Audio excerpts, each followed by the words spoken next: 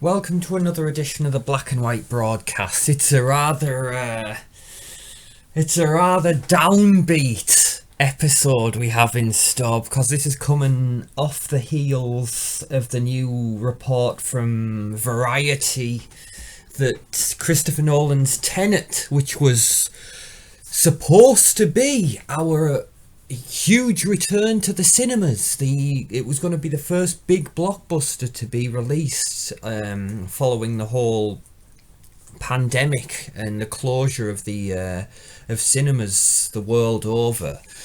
It was supposed to come out on the 17th of July originally, and then it got pushed back to August, and Variety's just reported it's been delayed again. This time it's been delayed indefinitely, so how long's it gonna be? No one knows. Also, just in from Collider reporting that The Conjuring 3, which was supposed to come out in September, that's gone too. That's coming out in June of 2021, so add that to the list. It's only a question of time before Mulan goes. I'm willing to bet before the end of the week, Mulan, it's gonna be gone. Because it was the same pattern. When Tenet was supposed to release on the 17th, Mulan was supposed to release the week after, give or take a week. Then Tenet moved to August. A few days later, Mulan moved to August again, give or take a week after Tenet. But guess what? It's all gone. And Steve Weintraub, who is the head of Collider, he speculated on Twitter to go along with his report of Conjuring 3 moving. He speculated that all the big budget films that were supposed to come out this year, they're gone. They're not coming out until 2021 at least. And as time moves on, I'm inclined to agree. Because why wouldn't it be? This year is a write-off. I'm sorry, but it is. So all the stuff that's gone already, Fast and Furious 9, gone. Obviously, there's stuff like Hitman's Bodyguard, gone. That was supposed to be one of the big August releases. I think they've pushed it an entire year. Yeah. And there's obviously stuff like Black Widow that was pushed obviously to November. That's gonna be gone. It's only a question of time before Wonder Woman 84 goes. That'll be gone. New Mutants again, gone. You just know that's gonna happen. Apparently, I heard something terrifying the other day. Rebecca Ferguson, apparently she was doing an interview recently and said apparently in, I think, September, either August or September, they were supposed to be doing additional photography / reshoots for Dune. Dune's supposed to come out in December. Those reshoots ain't gonna happen, so that means Dune's gone. It's all gone. And this is a thing that has been at the forefront of the film industry. The movie theatre's going to survive. Obviously, AMC's the big one in America. John Campion's been covering this.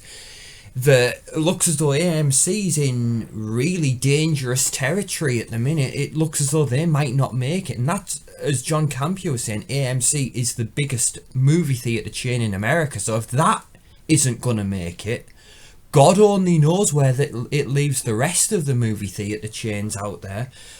Obviously, over here in the UK, Showcase has opened back up. That opened up on the 4th of July. They're doing sporadic showings of various classics, various, I suppose you'd call them flashback screenings. But again, very sporadic screenings throughout the day. Cineworld was supposed to open up on July 10th, but after Tenet delayed to August and Mulan followed suit, Cineworld's decided that they're not opening until the end of this month now, so they pushed like the release or pushed the opening date back more or less 3 weeks. Almost certainly now that Tenet's moved out of August, and obviously Mulan and Wonder Woman will be following suit almost certainly. I have to wonder if Cineworld's going to delay the reopening again. Because and also there's the whole thing of, we're going to get a second wave of the COVID thing. Almost certainly that's going to happen because, again, why wouldn't it? If we're playing the odds, yeah, we're going to get a second wave. So, again, obviously, I know it's a very trivial thing in the grand scheme of things, the whole movie theatre and films not being released. But obviously, this channel and this podcast focuses primarily on on films and the film industry and movie news. So obviously, this isn't to downplay all the other things going on. Obviously the COVID thing is a horrible thing, and obviously there's a lot of businesses that have gone, a lot of lives that have been ruined, in addition to the death toll that continues to rise. But yeah, this is, I think, it's a death sentence for the whole film industry. It ain't gonna recover.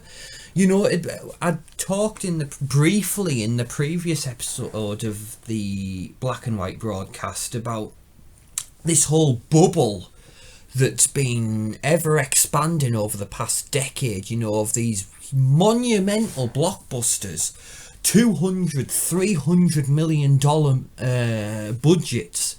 It's not sustainable, and the people like James Cameron and Spielberg and Scorsese came out and said, this isn't gonna last. It's too big to sustain.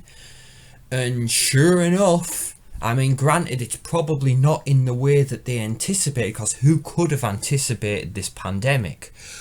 But yeah, this is the end of the $300 million blockbuster. Because you hear the reports about, apparently Tenet has to make 800 million just to break even. We're not even talking about making profit. Just to break even, it has to make about $800 million. It's insane. And talking about Mulan and Black Widow, the whole thing of, well, should they release them on Disney Plus as like premium releases? But then obviously, and you can't do that, because how are you going to make the money back? When you've spent $200-300 million releasing it on your streaming service, even if it is at a premium rate, it ain't gonna cut it. And then there's the whole thing of it. Look, yeah, there's another one, No Time to Die, the new Bond film. It looks as though that's going. Why wouldn't it? But yeah, this is the situation we're in. We're between a rock and a hard place, because this thing that these movies were designed for the big screen, huge movie theatre releases. They need the crowds, they need the audience, they need the ticket sales, and you couldn't generate that box office through online a VOD release. But here's the thing: if all the movie theatre chains go bust, what the hell are you going to do? Where are you going to release it? And this is it. Like I say, I dread to think what the executives of the movie studios and the executives at the movie theatre chains are thinking, because obviously if one goes, it's a symbiotic relationship. What happens to one of you will affect the other. You must understand this. Thanks, Obi-Wan. Yeah, if one goes, the other one's gonna go, or certainly they're not going to be able to continue in the way that they have existed over the past decade. It's a scary thought for movie fans, because you have all these plans for the MCU going for. Obviously, we've peaked at Infinity War and Endgame, but they're saying obviously there's lots still to do. How are you going to be able to sustain that though going forward? And the same for Star Wars. They want to keep doing Star Wars stuff until the end of time. Again, you're not going to be able to do it with that size budget though, because it's unsustainable. It ain't gonna work. Like I said, because Disney has been bleeding money. All the studios have, but Disney more than this is the thing. High risk, high reward. You know, up until recently, Disney owned everything, and it was reaping the rewards. But when you own everything and you have to close everything, you're gonna be.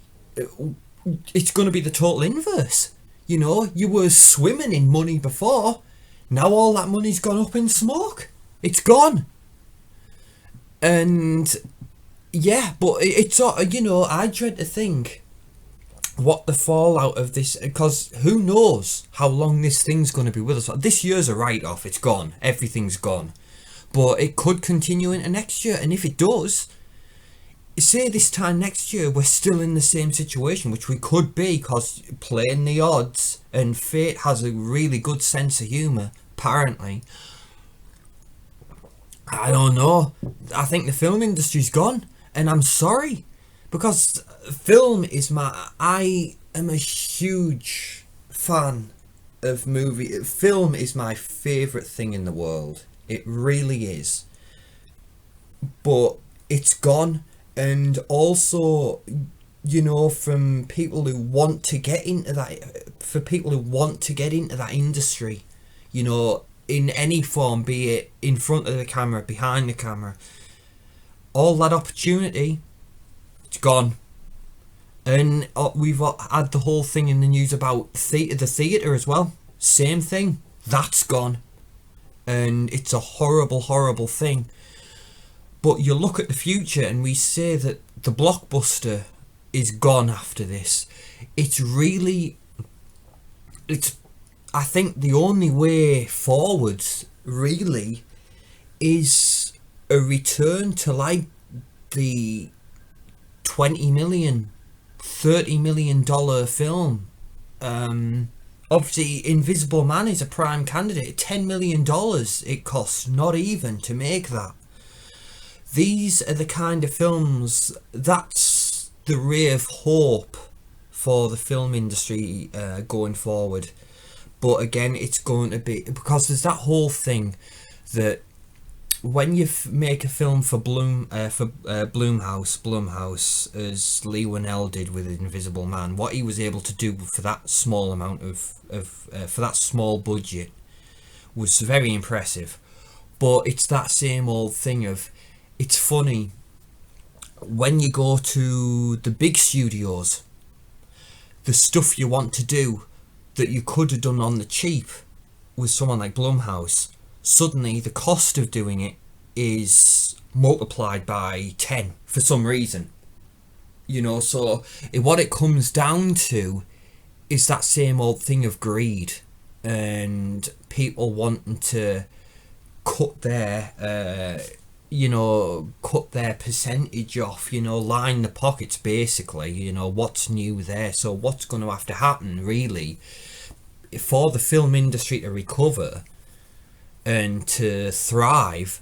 A lot of executives are going to have to park their ego and decide what means more to them. Are they that concerned with lining the pockets even though they're set for life, so there's no need to be, or are they willing to put that aside and, you know, for the good of the art form and to save their industry? That's what it's going to be. That's what's going to be the question that they have to ask themselves.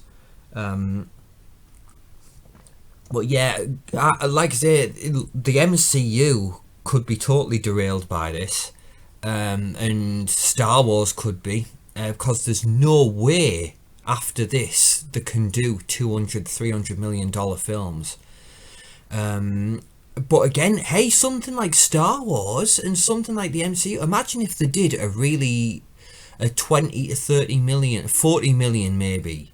Or you look at Deadpool. Deadpool was done for about 60, something around that region, but they do it very gritty, very down and dirty. It'd be interesting. I think Star Wars could lend itself very well to something like that. But in terms of the wider film industry, obviously you look at stuff like Invisible Man. On the previous episode I talked about Debt Collector and its sequel Payback.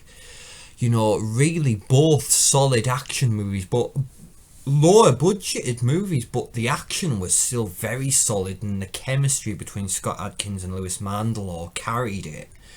So you could still do your action movies, but following on in that same vein, you can still, obviously horror is always good because it's cheap.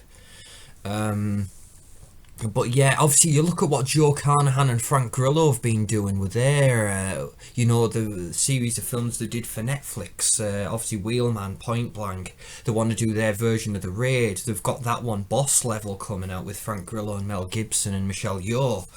These are all like lower budgeted actioners, but still, I'm sure, well, certainly in the case of Point Blank and Wheelman, really good, and I'm sure Boss Level won't disappoint.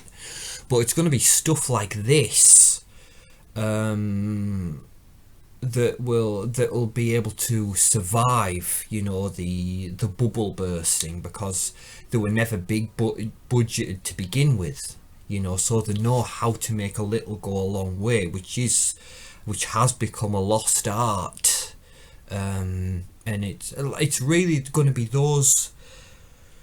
It's going to be a select few who survive this, like you say, Joe Carnahan, obviously James Wan and Lee Whannell, people like Adam Wingard, people like Nick Refn, Mike Flanagan, these guys who were used to playing around with very limited budgets. So they're gonna be, keep your eyes on those guys, because they're going to be probably the ones who the studios will look to. Like, obviously we want to keep making films, that's what we do, that's our bread and butter, of course, but we need to scale things back, and you guys know how to do that. So these guys may well become James Wan is already there because he's graduated, obviously, with Aquaman and Fast and Furious 7. He's graduated into those hundreds of $1 million budgets, but at the same time he can still, he's a guy who can do both, and that's what you want. So James Wan, I think he's become one of our heroes, and I think he'll continue to be going forward. But it's really going to be interesting to see what becomes of this whole thing.